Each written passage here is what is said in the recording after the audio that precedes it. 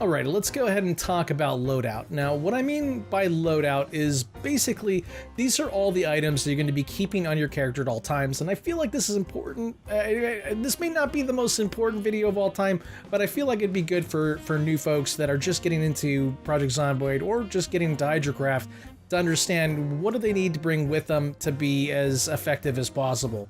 Now, obviously, the first thing you're going to need to find is, it's two things you need to find. You got to find something that goes on your back, whether it be a duffel bag or a hiking bag or the Hydrocraft related stuff that those added are ALBIS packs. Now, there's a small, medium, large ALBIS pack that you can pick up, as well as this fine leather ALBIS pack that you can craft yourself. And as you can see, the capacity of 45 and weight reduction of 90 can't be beat. The other thing you're going to want to look for is something that's going to store water for you. You're going to have it in your main inventory all the time, so you're going to want to try to get something that's going to hold the most water but weigh the least. Now, I know that doesn't really make any sense because water kind of weighs more as more you get it, but with the gardening spray can, you actually can hold like almost 2 buckets full of water in something that's only going to weigh 1 unit of weight. I think this is amazing. A guy on my stream, Eric Korea, told me about this, and I was using the strap canteens for a while. You can carry about a bucket full of water with that, but the thing is, the weight goes up to 2. With a gardening spray can, I don't need to refill this thing unless I screw up and accidentally use it for, crafting. But other than that, I don't need water for a long time. Now, pants and shoes are kind of a given. And obviously some sort of shirt, depending on what time of the year it is. If it's, if it's winter, you're gonna need a sweater. If it's summer and spring, you're gonna go with nothing. And then in the fall, you can go with like a, a vest or just a regular shirt or blouse or whatever kind of character you got. Then you're gonna need to find a digital watch. Now, digital watches, I've only seemed to have found these on zombie corpses. So you're in the beginning of the game, you're not gonna have any idea what time it is. You're not gonna know what day it is. So having a digital watch really makes that easy. You can also set an alarm if you want to wake up at a certain time, but I don't tend to use that. I just sleep early. Now, the Dome 10 kit is another Hydrocraft item that was added that I find essential, especially the way I play. I fight a lot of zombies. I get exerted really quickly. I need something that I can just throw down and rest without having to go find a chair or a bed or anything like that. Now, if your character happens to have the smoker trait, you're always going to want to have a lighter in your main inventory. Now, the main reason for this is because of the fact that if it's not in your main inventory, you actually can't smoke. Kind of a pain, actually, to tell you the truth. Yeah, you're going to want it in your main inventory. That way you can smoke away all that anxiety to your heart's content. Then with Hydrocraft comes armor. Now, the only reason why I'm wearing samurai armor is because I found a full set and it looks cool. Actually, see it on your character, unfortunately, but I've got armor. The way you kind of manage your armor is you hit P, and it's going to open up this little window here, and it's going to tell you exactly what you got equipped. So I got a samurai helmet on my head, I've got work gloves on my hands, samurai leg guards on my legs, and samurai armor on my chest. If you click on this, you right-click on a piece of armor and hit Examine Armor, you're going to be able to see the durability as well as the chance that it takes for you to take a hit in that particular area. So, yeah, the higher the percentage, the better. The other thing I tend to have on me at all times, at least in my main inventory, are my work gloves. Now, everything, almost all the crafting stuff, all their crafting recipes require work gloves. Every time a recipe doesn't work when I expect it to, the first thing I look for is, oh, did I accidentally drop my work gloves? Which comes to my next point, is make sure that everything that's part of your loadout is going to be favorited. Like, make sure everything is favorited, because in Hydrocraft, you're moving a lot of stuff around. You're moving, mining materials, you're moving logs and wooden rings, all sorts of craziness. You want to be able to use transfer all and loot all instead of having to go, okay, I'm going to click on all this and I'm only going to drop these things, that type of thing. I hate that. So being able to transfer all is way better. And if you have everything favorited, you just right click, you hit favorite or unfavorite, then you're going to be golden. You're not going to be dropping anything important. Unless there are a couple things that actually remove the favorited from it. So for instance, if there's a particular recipe, I think it's the metal detector, that actually destroys the work gloves and then recreates them. Whenever you have a recipe like that, it's going to remove the favorite. So just be really careful about when you're using work gloves on recipes. Sometimes it will unfavorite the item that you've got in your inventory. The other thing with lighter and gardening spray cans, both of these will unfavorite when they run out of whatever material they got inside of it. So as soon as this lighter runs out, it's going to become an empty lighter and thus be unfavorited. Same with the Guardian spray can. Let's dive into my backpack, shall we?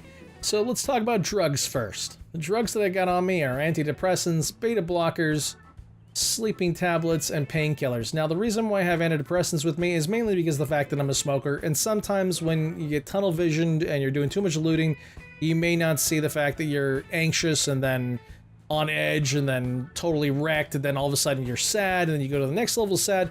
You can remove a level of sadness with a cigarette, but unfortunately, if it goes up 2 levels, you're going to need something stronger than just a cigarette. Sometimes you can kind of do 2 cigarettes, but sometimes it doesn't work as well. Antidepressants are only there because of the fact that I'm a smoker and sometimes I miss it. Beta blockers obviously are used for when you're using firearms. Painkillers for when you're in pain. Sleeping tablets for when you wake up at 2 o'clock in the morning and your character's super, like, spooked out for whatever reason. Alright, now emergency first aid supplies. We've got alcohol wipes. You can replace this with a bottle disinfectant. These things are a little bit lighter, so I tend to use this more often than not.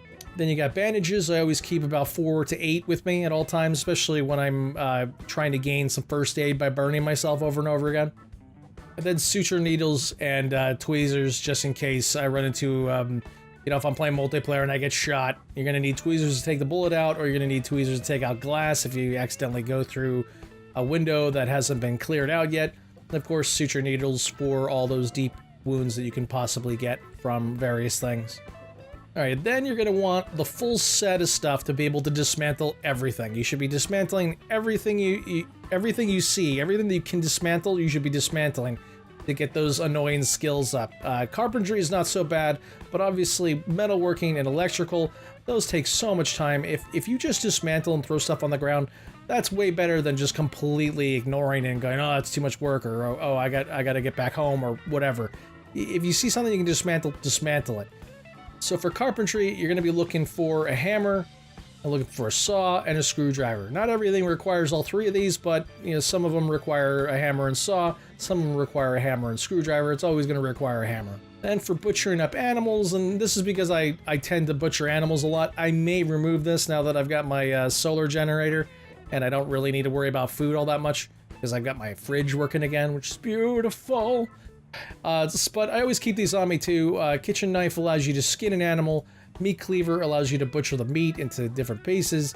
And then you've got, what's the last thing? The saw allows you to then process the skeleton into just bone. Then for metalworking, you've got to have your welding mask as well as a propane torch. Now this is the vanilla version of the propane torch, not the, the full-on welding torch and gas tank thing. Just need a regular propane torch and the welding mask. A wangy mask. Then for electrical, you just need a screwdriver. So as long as you have those 3 sets of tools, you'll be able to dismantle everything that you can find out there. So for weapons, I tend to go with 2 of each type. So I've got 2 single-handed weapons, and I have 2 two-handed weapons at me at all times. For some reason, I don't have 2 two-handed weapons on me right now, but my steel halberd is going to be my 2-handed weapon for the time being, and my survival axes are my single-handed weapons. Now, the reason why I have 2-handed weapons and single-handed weapons is because it depends on what kind of mood I'm in terms of what I'm going out to do. So if I'm going to go out dismantling, I need to have a 2-handed weapon. Now, the reason for that is every time you dismantle, your character is going to be, equipping a propane torch and then equipping a welding mask as your secondary. Now, if you've got a single-handed weapon and a secondary container on you equipped at the same time, you're going to be unequipping both of those. Now, the fear is if you have a ton of stuff in your pack donkey or your dog or whatever you've got as your secondary storage, it's going to be super heavy. Now, you don't want to be in a situation where you're dismantling and then a bunch of zombies rush you, and all of a sudden you can't move because your secondary storage is too heavy. Now, it's also nice to be able to drop it too, and if it's too heavy, you won't even be able to drop it. You'll be stuck going really, really, really slow, and you're gonna die. So for whenever I'm dismantling, I go with 2-handed weapons. If I'm specifically going, okay, I'm gonna loot as much industrial stuff as I can, I go out, with the secondary as well as a single-handed weapon. and then try my best not to dismantle as much as I can, because of the fact that if I've got, you know, 50 units of weight on this donkey, I'm not gonna be able to drop it. I'm not gonna be able to move once I unequip it. The last couple things that I want to mention are optional. Like, this is just because most of the time I'm pretty forgetful.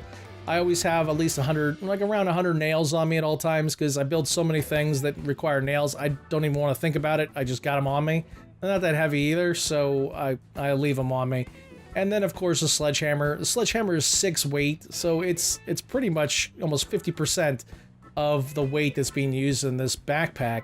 But for me, every time I go to like a storage facility or I go to like a gun store, most of those places are going to require a sledgehammer to be able to get inside. Alright folks, that is my loadout video. Hopefully you learned a little bit about it, and if you've got some suggestions on how to better my loadout, please let me know in the comment section below. Alright folks, see you around.